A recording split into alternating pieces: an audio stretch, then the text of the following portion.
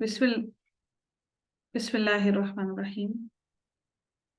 अगले रुकू का आगाज होता है, उससे पहले हम पिछले रुकू को थोड़ा सा एक आयत उसको देख लेते हैं। पीछे जिसे हमने पढ़ा कि वला यअमुरुकुम अन तत्तखिजुल मलाइकता वन नबिय्यीना अरबाबन। दर हकीकत ऐसा हुआ था कि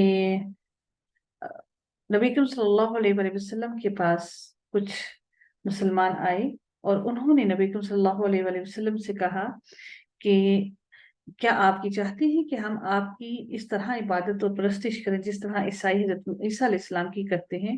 तो आप सल्लल्लाहु अलैहि वसल्लम ने फरमाया कि अल्लाह की पनाह इस बात से कि हम अल्लाह को छोड़कर किसी और की इबादत करें या किसी और का हुक्म माने,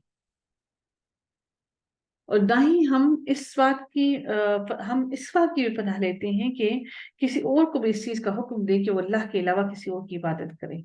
तो नबी अकरम सल्लल्लाहु अलैहि वसल्लम ने फरमाया कि अल्लाह ने मुझे ना इसलिए भेजा है, ना इसका हुक्म ही दिया है कि मैं किसी और की इबादत करने का तुम्हें हुक्म दूं। तो इस आयत का शान नज़ूल ये था कि लोग मुसलमान नबी करीम सल्लल्लाहु अलैहि वसल्लम से मोहब्बत का ये तकाजा करते थे कि हम ऐसे ही मोहब्बत आपसे करें जिस तरह से ईसाइयों ने हज़रत ईसा अलैहिस्सलाम से की, और नाउज़ु बिल्लाह अस्तगफिरुल्लाह उन्होंने अल्लाह के साथ उनको शरीक ठहरा लिया। तो नबी से मोहब्बत में कभी भी गलू नहीं करना, इसके लिए अल्लाह ताला ने हमें सख्ती से मना फरमाया है, और नबी करीम सल्लल्लाहु अलैहि वसल्लम ने भी हमें इस बात से मना किया है।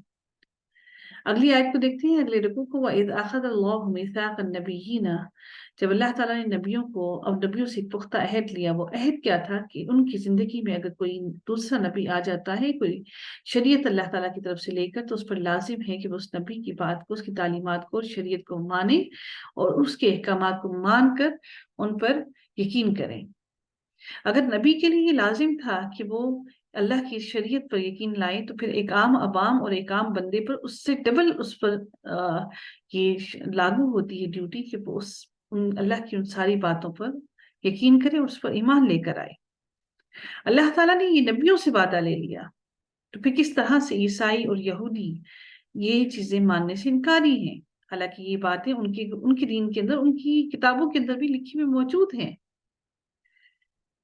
तो अल्लाह ताला ने फरमाया कि तुम जाअकुम रसूलुम मुसद्दिकुल लिमा, और तुम्हारे पास जब मेरी तरफ से कोई रसूल आ जाए तो तुम पर लाजिम है कि तुम उसकी उसकी बातों पर लब्बैक भी कहो, वला तंसुरुन्नहु, और तुम्हें ऊपर ये भी लाजिम है कि तुम उसकी मदद भी करो उसके दीन को फैलाने के लिए। अल्लाह ताला इरशाद फरमाते हैं, क़ाल अक़ररतुम क़ाल अअक़ररतुम व अख़ज़्तुम अला ज़ालिकुम इस्री। अल्लाह ताला इरशाद फरमाते हैं कि फरमाया कि तुम इसके इकरारी हो और इस पर मेरा जिम्मा ले रहे हो। सब ने कहा कि हमें इकरार है, सब के सब नबियों ने ये बात कही कि हमें इकरार है इस बात का। फरमाया तो अब गवाह रहो, और खुद मैं भी तुम्हारे साथ गवाहों में से हूं कि तुमने इस बात का इकरार किया था कि तुम हर जो नबी तुम्हारी जिंदगी में आएगा उसकी शरीयत को मानोगे और उसकी मदद करोगे। वाना माकुम मिनश शाहिदीन, और मैं भी तुम हम लोगों के साथ गवाहों में शामिल हूँ। अब इतनी बड़ी गवाही ले ली उन्होंने, वादा भी कर लिया, तो फिर अब वो वादे से कैसे मुकर सकते हैं? फिर अल्लाह ताला ने उनको गवाह भी बना लिया वादा लेने के बाद। क़ालू अक़ररना क़ाल फ़अशहदू व अना मअकुम मिनश शाहिदीन, कि मैं भी तुम्हारे साथ गवाही में शामिल हूँ। अब अगली आयत में अल्लाह ताला इरशाद फरमाती है, फ़मन तवल्ला बअद ज़ालिका फ़उलाइका हुमुल फ़ासिक़ून, और जिसने ये इकरार कर लेने के बाद, वादा कर लेने के बाद वादा खिलाफी की और मुंह मोड़ गया, तो यही लोग फासिक हैं। अगली आयत में अल्लाह ताला इरशाद फरमाते हैं, अफ़ग़ैर दीनिल्लाहि यबग़ून व लहू अस्लम मन फ़िस समावाति वल अर्द। अल्लाह के दीन के अलावा रूए अर्ज पर, पूरी कायनात पर कोई दीन नहीं है। तो ये जो लोग फासिक हुए हैं, ये क्या उस दीन के अलावा कोई और दीन तलाश करने की कोशिश में लगे हुए हैं?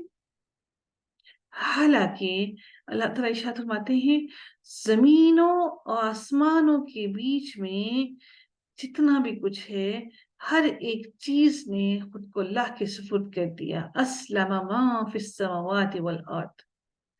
طوعا وكرها وإليه يرجعون، چاہے وہ خوشی سے خود کو اللہ کے سپرد کرے یا ناخوشی سے کرے،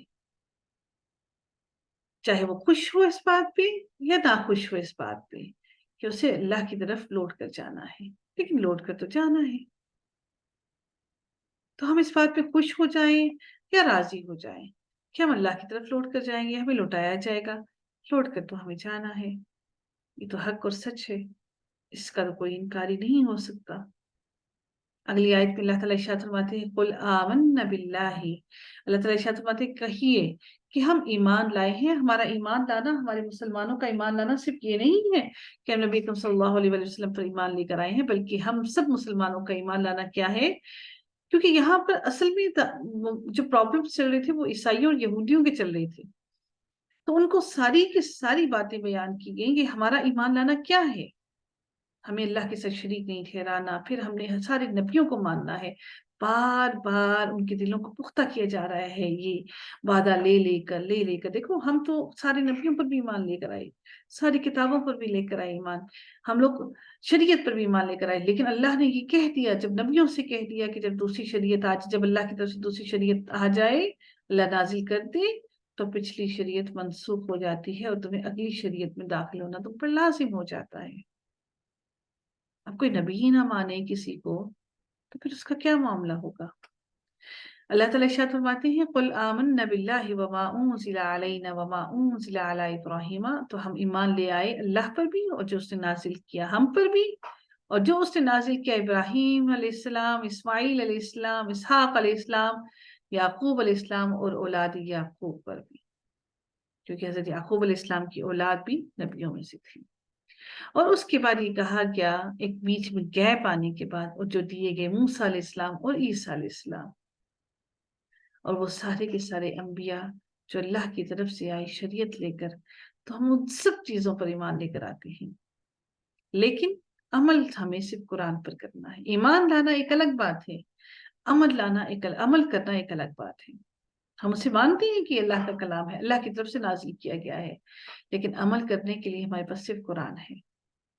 ارشاد لا نفرق بین احد منہم، ہم ان میں سے کسی ایک بھی نبی کے درمیان میں فرق نہیں کرتے ہیں، سارے انبیاء ہیں اللہ کی طرف سے اور مقرب ہیں۔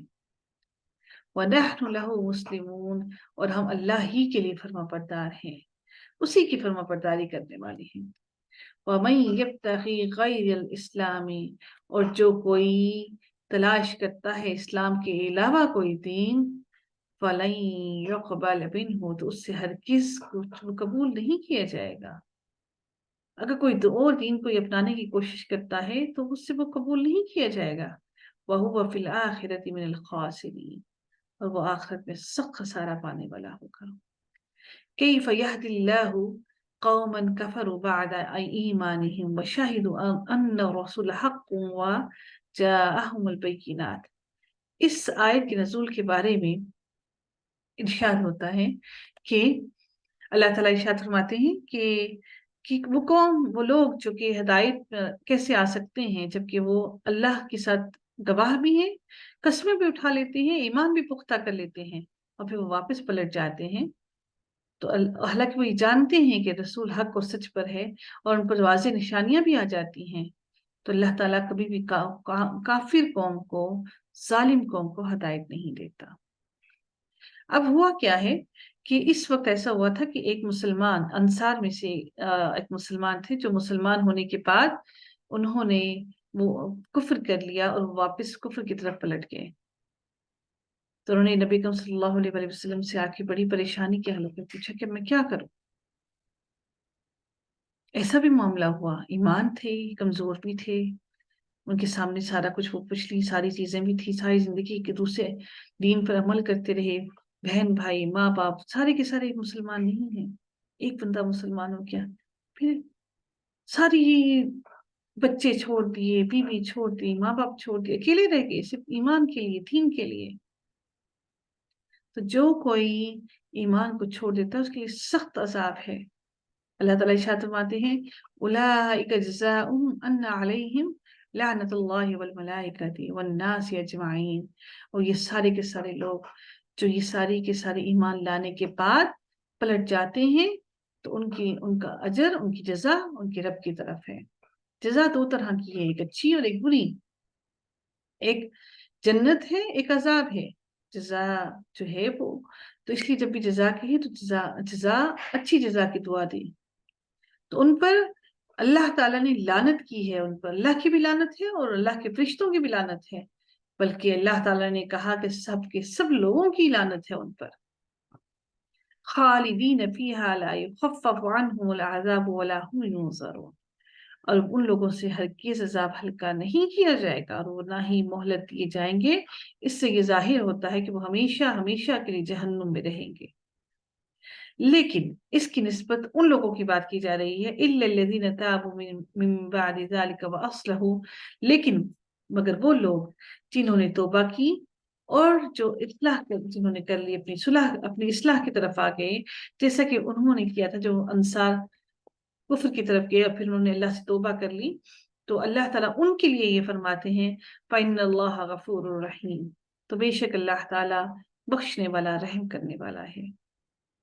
اگلی آیت میں اللہ تعالیٰ ارشاد فرماتے ہیں ان الذین کفروا بعد ایمانہم، بے شک وہ لوگ جنہوں نے کفر کیا ایمان لانے کے بعد، تو اللہ تعالیٰ فرماتے ہیں اور پھر ان کا کفر زیادہ ہو گیا، ان کو کوئی پشیمانی نہیں ہوئی، کوئی شرمندگی نہیں ہوئی، ثم ازدادوا کفر لن تقبل توبتهم، تو وہ کفر میں مزید بڑھ گئے تو ان کی توبہ قبول نہیں کی جائے گی۔ اب یہ توبہ کون سی والی توبہ ہے؟ یہ توبہ اس وقت کی توبہ ہے جب کہ انسان موت کی حالت کے قریب پہنچ جاتا ہے اور نزا کی سختیوں میں آ جاتا ہے، اس وقت کی توبہ قبول نہیں کی جائے گی۔ وَأُولَئِكَ هُمُ الضَّالُونَ، اور یہی لوگ ہیں جو گمراہ ہونے والے ہیں، یہی لوگ ہیں جو عذاب میں داخل کیے جانے والے ہیں اور ان پر سے عذاب ہلکا نہیں کیا جائے گا۔ اللہ تعالیٰ اگلی آیت میں ارشاد فرماتے ہیں ان الذین کفروا وماتوا وهم کفار فلن يقبل من احدهم، اب وہ لوگ جو مر گئے اس حال میں کہ وہ کافر تھے، اور اللہ تعالیٰ ان لوگوں کے لیے ارشاد فرماتے ہیں کہ اب جب وہ اپنے حساب کتاب اپنے سارے کے سارا اپنا اعمال دیکھ لیں گے اور اپنے اوپر ہونے والا عذاب بھی دیکھ لیں گے، تو اس وقت وہ چاہیں گے کہ ہم اللہ کو کچھ فدیہ دے کر کچھ دے کر اپنی جان چھڑا لیں، کچھ خلاصی پا لیں۔ تو اللہ تعالیٰ ارشاد فرماتے ہیں کہ اس وقت ان سے کفر کی حالت میں وہ مر گئے کافر تھے، تو ان سے پوری زمین کے برابر بھی وہ سونا لے کر آ جائیں تو ان سے قبول نہیں کیا جائے گا۔ کیا اللہ نے دنیا میں زمین پر آسان نہیں رکھا تھا کہ وہ اللہ سے اپنا چھٹکارا، اللہ سے ان گناہوں سے چھٹکارا حاصل کر لیتے، جہنم سے چھٹ جاتے؟ اب آخرت میں تو اللہ نے کہا کہ پوری زمین بھی بھر کر سونے کے لے آؤ، پہلے تو وہ سونا لائیں گے کہاں سے اتنا؟ اگر وہ لے بھی آئیں پوری کی پوری زمین سونے کی بھر کر بھی، تب بھی اللہ ان سے کوئی فدیہ قبول نہیں کرے گا۔ فدیہ ہوتا ہے کہ پیسہ دے کر کوئی چیز عوض دے کر اس کی عوض کے بدلے آپ اپنی جان کو کی خلاصے پا لیں، بچا لیں خود کو، تو اللہ ان سے کچھ بھی قبول نہیں کرے گا۔ اولئک لہم عذاب علیم، یہی وہ لوگ ہیں جن کے لیے اللہ تعالیٰ نے دردناک عذاب تیار کر رکھا ہے۔ یہ دردناک عذاب کیوں ہے؟ کیونکہ اس کے درد میں کمی نہیں ہوتی۔ جب انسان درد جسم میں ہو کر انسان کا جسم سن ہو جاتا ہے نا، پھر درد محسوس ہونا بند ہو جاتا ہے، لیکن اللہ تعالیٰ کا بھی نظام ایسا کہ جہنم میں درد میں کمی نہیں ہوگی، اس لیے اللہ تعالیٰ نے لفظ استعمال کیا عذاب علیم، یہ دردناک عذاب ہے۔